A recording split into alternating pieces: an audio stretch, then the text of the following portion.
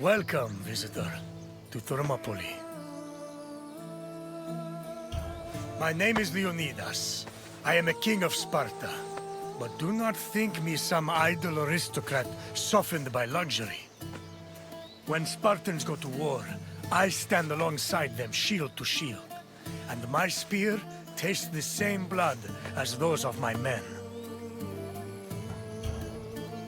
Thermopylae stirs many feelings in my heart. Rage at the Persians' arrogance. Regret that I could not do more. But mostly, I feel proud.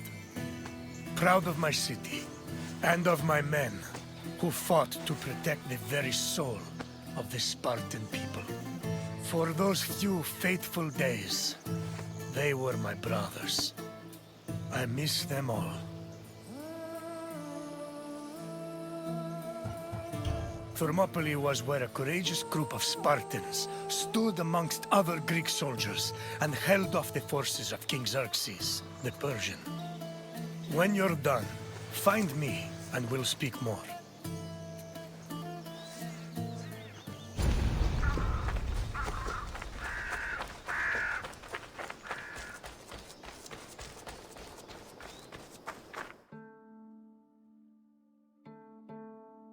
The Persian king Darius's cries of rage echoed for years after his humiliating defeat at Marathon.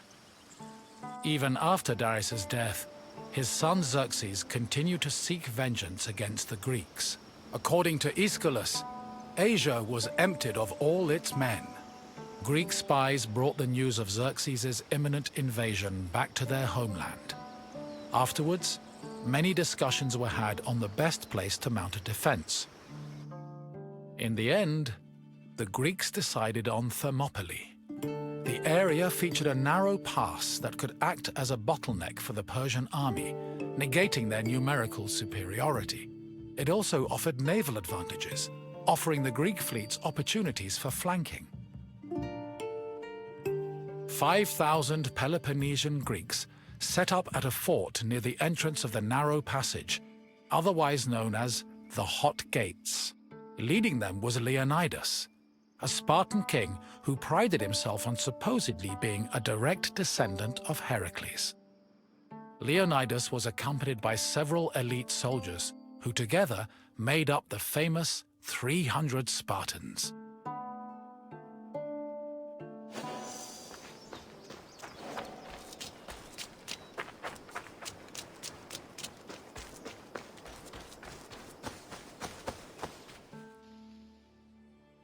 The Persian army arrived in the summer of 480 BCE, preceded by a flood of rumors regarding their strength and numbers. It was claimed they consumed 6,000 tons of wheat every day, and that they dried every river and brook they passed to quench their near-insatiable thirst.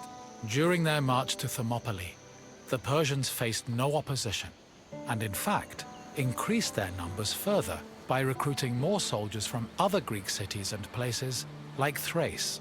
According to Herodotus, the last count of the Persian fleet was numbered at 1,207 boats, mounted by approximately 240,000 men. He estimates the land army, meanwhile, was made up of more than 1 million men. The Greek forces at Thermopylae were heavily outnumbered.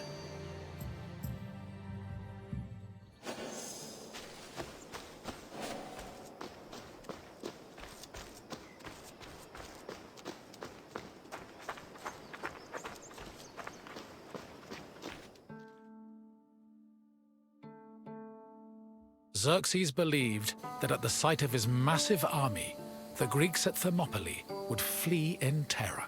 Instead, they deliberated. The majority of the Peloponnesians wanted to engage the Persians on the Isthmus of Corinth.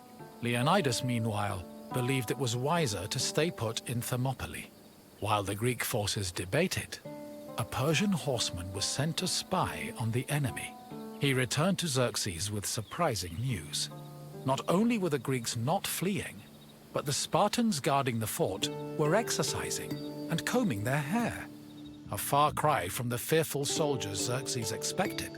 To increase the pressure on the Greeks, Xerxes waited 4 more days, then attacked on the 5th. The Persians faced heavy resistance and suffered many losses, and Herodotus says Xerxes leaped 3 times from his chair, seized with fear for his army. The following day proved to be just as difficult for the Persian forces, and the Greeks continued to stand their ground.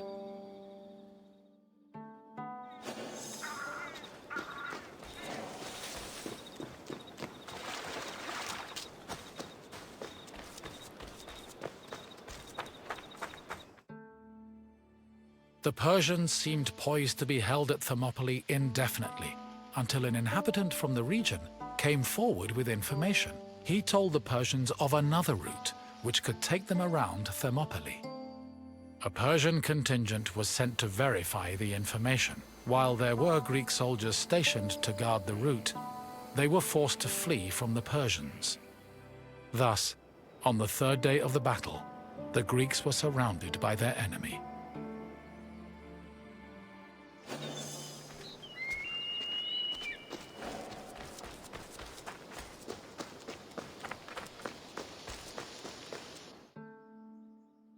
With the Persians both in front of and behind them, the Greek forces at Thermopylae realized they had 2 choices: flee to live another day, or stand and fight till their last breath.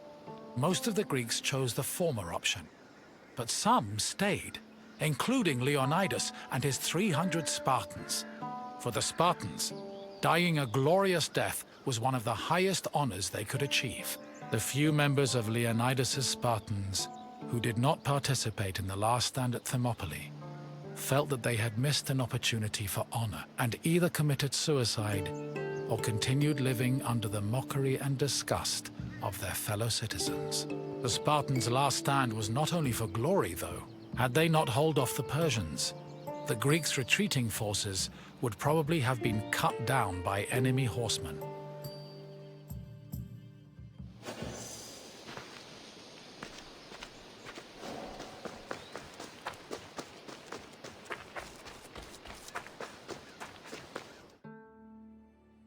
On the morning of the 3rd day, King Xerxes was assured of his victory. However, that victory did not come easy. King Leonidas himself fell in battle, and a furious fight broke out around his body. The Spartans fought to the last man, and when they had all been slain, Leonidas's body was brought before Xerxes. According to Herodotus, Persians usually honored the most courageous warriors, even if they were enemies. However, Xerxes was so consumed by rage at the Spartans' resistance that instead he cut off Leonidas's head and ordered it impaled on a stake. A statue of a lion was later erected on the hill of the Spartans' last stand in honor of Leonidas's bravery.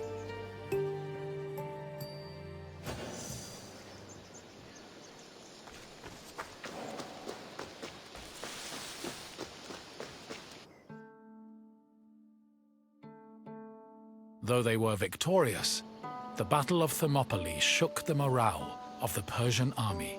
They had lost thousands of men, while Greek casualties only numbered in the hundreds, and due to the sacrifice of the Spartans, the rest of the Greek army had been able to successfully retreat and regroup.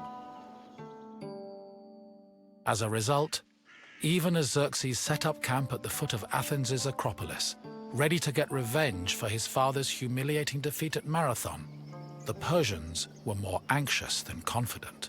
They were more aware than ever that the Greeks did not fear them and were ready to die defending their land.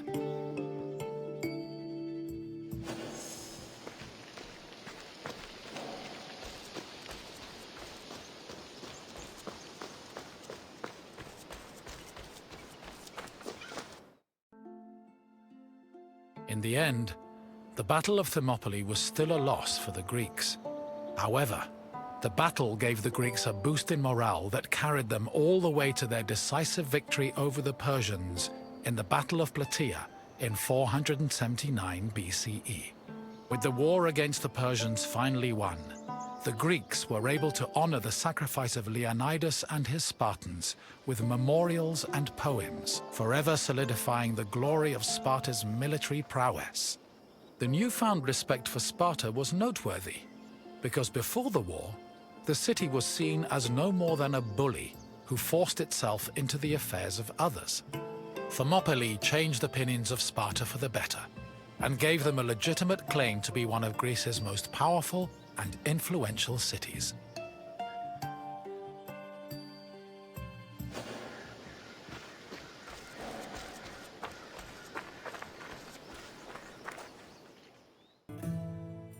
You've finished. I hope you understand the magnitude of the sacrifices made at Thermopylae.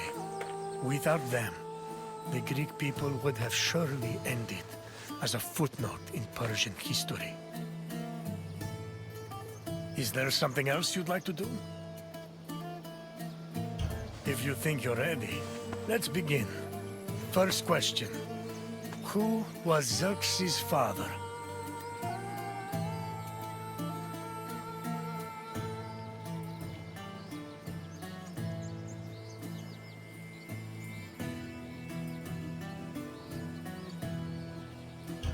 Yes. One of the main reasons Xerxes invaded Greece was to get revenge for Darius's defeat at the Battle of Marathon. Another question for you. Which battle is seen as the final victory against Xerxes' Persian forces?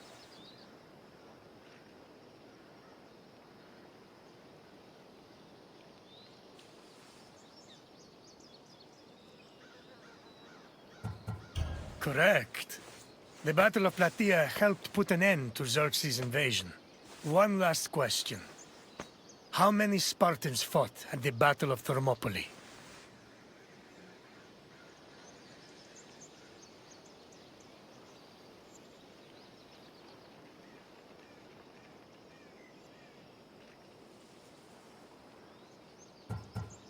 Yes, 300 of us stood against Xerxes' forces.